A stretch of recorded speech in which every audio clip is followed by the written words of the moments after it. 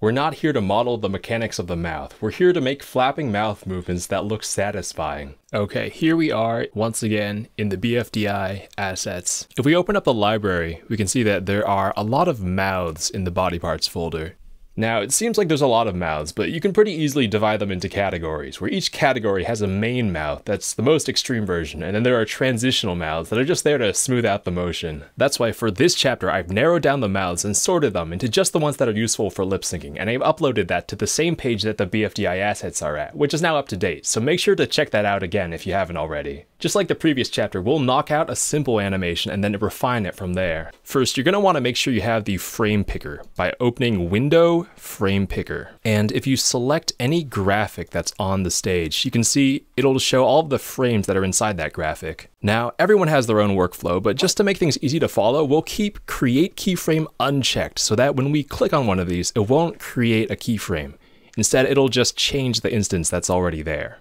We're going to start by dragging our mouse somewhere in this area by holding down our mouse button and moving the cursor. First, I'm just going to use the frame picker to change this back to a teeth mouth. Now, to match the onset of this hey, we'll make a keyframe and open the mouth here to the widest mouth. Then, to mark the end of this syllable, we'll make another keyframe to change this mouth to the teeth version. And that's to mark the end of the syllable visually. Now that's not what happens in a real mouth, but we're doing what an animator would do to interpret this sound and stylize it in an understandable way. Now for the w sound in were, we'll put an O mouth there. But the weird thing about this word is that in were is also usually going to use the O mouth too. But to make it look better, let's make that the open mouth instead. And then we'll go ahead with the rest of the syllables and just mark the start and end of those syllables with an open mouth and a teeth mouth.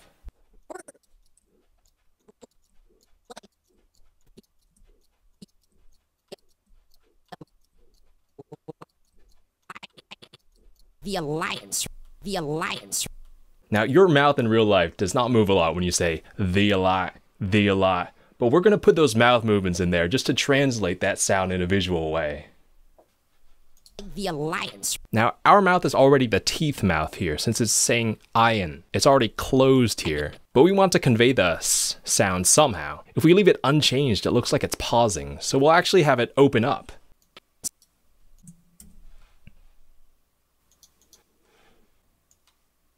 Right. Now for the word right, we're just going to put the rest of the mouth movements that we need to. So first, an O mouth.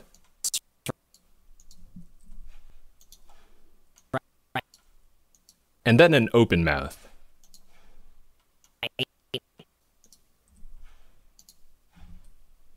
The alliance, right? The alliance, right? Hey, we're like the alliance, right? Great. Now I'm just going to go ahead and do that for the following line. It's good, but it'll be easy if you helped.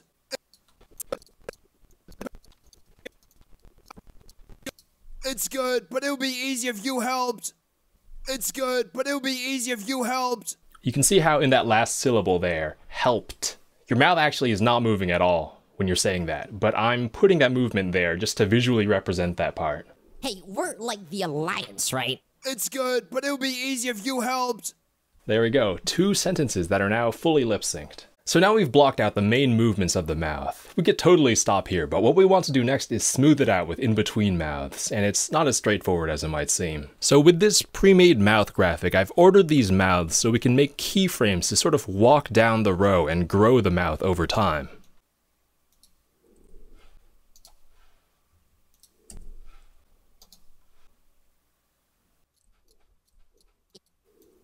Hey. But one weird quirk about the BFDI assets is how the smallest open mouth is the same size as the teeth mouth. And what that means is that you'll end up with the mouth shape staying the same while the color inside of it changes, and you generally don't want to transition like that. Just like how in the previous chapter we used body motion to hide the eye changes, we want to use a change in size to hide the change in mouth type. So instead we'll jump from the teeth to the second open mouth. And I'll just do that by removing these keyframes here. I could do this by right-clicking and going to Clear Keyframe. But to be cool, what I'll do instead is hit Shift F6. Some of these syllables are really short, so if we want to fit all of our in-between keyframes in there, we can actually fudge the timing a bit. And I think we should, since our mouth spends a lot of time as the teeth mouth, where it's totally motionless. We have the ability to break up those pauses by moving some of the motion ahead of the audio. Pro tip, having the visuals come before the audio by a few frames is totally okay, but coming after the audio isn't. It's like our brain sees the image and uses it to predict the sound, but if the sound comes first, it's like we get caught off guard and it looks sloppy.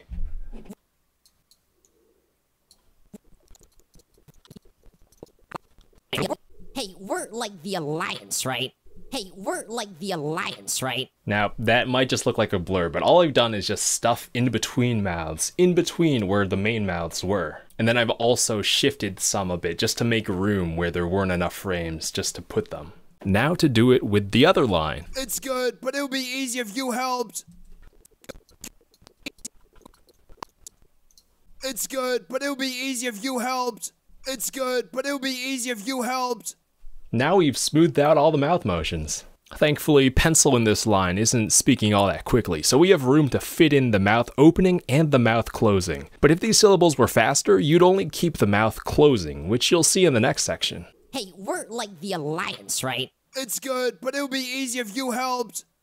Let's open a scene that I animated in BFB 14, which has a good amount of lip syncing with custom mouths. And you can also find this FLA online, once again at bfdi.tv/assets. Here we are, looking at 13-60.fla. Now, as a rule of thumb, the closed mouth should be at about the same height as the top lip of the open mouth, so the bottom lip is what's doing most of the moving.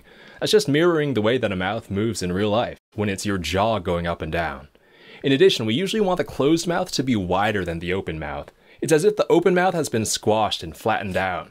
For adding in-between mouths, I find it helps to make them very highly eased, so the open mouth will have an in-between version that's 90% like the original open mouth, but then 10% going into the closed mouth. There's no reason it has to be eased like that. Like, you can make it 50-50, where it's halfway between open and closed, but most of the time I find it looks better to keep the animation looking snappy. For the closed mouth, we could choose to make it ease out so it slowly completes its motion, but when the mouth is moving fast, I prefer to have it already be on its way back open. So you'll often get this pattern where each mouth movement is 2 frames long, and it starts with the more extreme version before bouncing back in a sort of ease-in motion. And I find that looks better than those 2 frames being an ease-out, where it's completing a motion. But if a syllable is longer than that, then an ease-out is perfectly fine. Here are 2 things you can do whether you draw your own mouths or you're using existing mouth assets. These are going to add extra life and character either way. The first thing is to add some horizontal motion. Just like how we made the arm raising motion more organic by adding some complexity, we're going to make this mouth motion look a bit less one-directional by skewing it one way as the mouth opens and the other way as it closes. This is going to give it a circular motion, so instead of the mouth changing directions completely, now it's going to look at least a little bit more continuous. We're going to hop back into our existing animation and carefully go through each keyframe so that as the mouth opens, it's skewed in one direction. And as it closes, it'll be skewed in the other.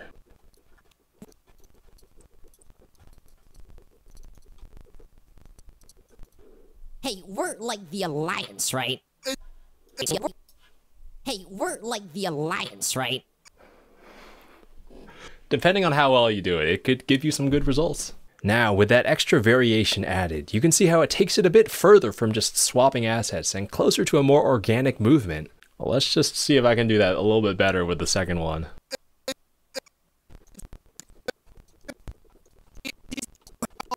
It's good, but it'll be easier if you helped. It's good, but it'll be easier if you helped. The second thing we'll do is add some transitions to the O mouths, which are pretty different from the rest of the mouths, so they stand out, and what we want to do is blend them a bit better. Let's find the O mouths. There's one, and then we'll manually squash the mouth that's right before it. I'm holding Alt so that the right side stays in place. We could add other adjustments like skewing or rotating it, but as long as the general shape is closer to the O mouth, we'll get a smoother transition. And then we'll do the same thing for the mouth directly after it.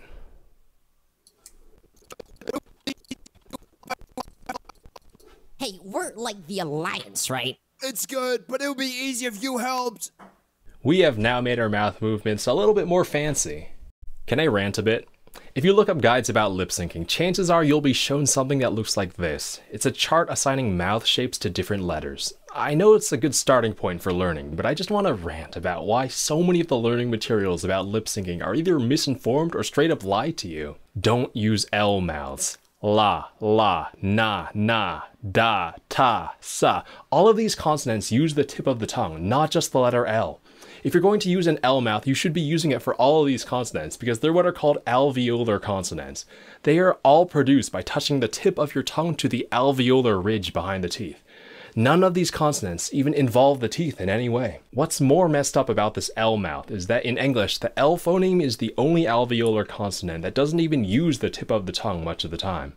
If you speak one of these dialects of English, chances are that if you say an L at the end of a syllable, it becomes a dark L. I'm doing it right now. Say L. That consonant, the dark L, is a velar consonant, so it's made in the throat. You can't draw that, unless you're drawing a medical diagram. Anyway, I'm done ranting. All I'm trying to say is that there are no hard rules you can follow that translate written letters into mouth shapes. It's all about making something that just feels right. We're not here to model the mechanics of the mouth. We're here to make flapping mouth movements that look satisfying.